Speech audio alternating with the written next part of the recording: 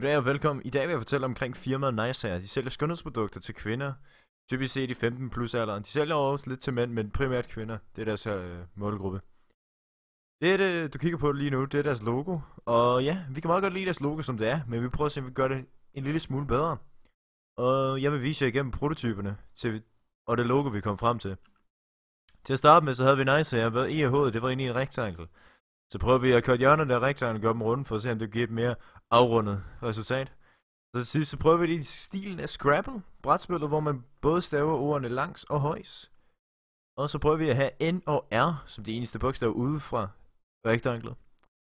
Til sidst, så prøver vi noget eller stilen af Nike med 2 streger over. Og så skrå tekst selvfølgelig. Og så prøver vi noget med Kygo i krydset, hvor der stod N-I-E-C-E. Så ja. Og så til sidst, så prøver vi en cirkel, hvor der stod Nicehair, og så var i'erne, det var slangekrøllerne, som vi også så tidligere fra deres originale logo. Det vi nåede frem til sidst, det var at tage en rektangel, og så skrue den lidt, fordi de tjekker ud af kassen, men de passer os ind i normerne. Og så har vi firmaets logo stående her, så man ikke er i tvivl om, hvem det er. Og vi lidt over på højre side for at give den noget skygge og noget 3D. Så har vi de slangekrøller, som de er så godt kendt for, og som de også kan genkendes ved.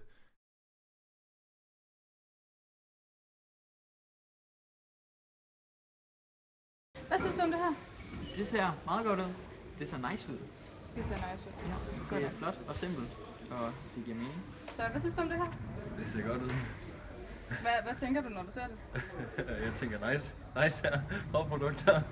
Hvad synes du om det her logo? Det er rimelig nice.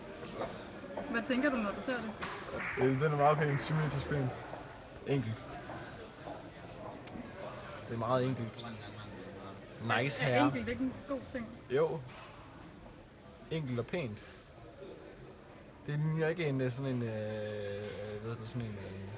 sådan en muhammedaner, der står derinde og skal til at klippe dig, ikke? Det ligner sådan en anstændig gammel kogekone, der skal til at klippe dit hår i stedet for. Hvad synes du om det her logo? Jeg synes, det ser super fantastisk ud. Der er virkelig meget energi i billedet, og jeg synes, det er virkelig kvadratisk. Super fantastisk lavet. Praktisk godt. Ja, lige præcis. Altså, det er virkelig fantastisk. Altså, og som sagt før, energien er virkelig, og jeg kan især godt lide den blå farve, der lige er i højre side af billedet. Det giver ligesom følelsen af positiv energi, og menneskeheden er et dejligt sted at være. Hvad synes du om det her logo? Det er nice. Hvad tænker du, når du ser det? Er det ikke der, man kan købe DAX? Jeg kan bedre lide det der. Du tænker lidt ud af boksen, og det er sådan, der kommer ind der. Hvad synes du om det her? Det ser skide godt ud.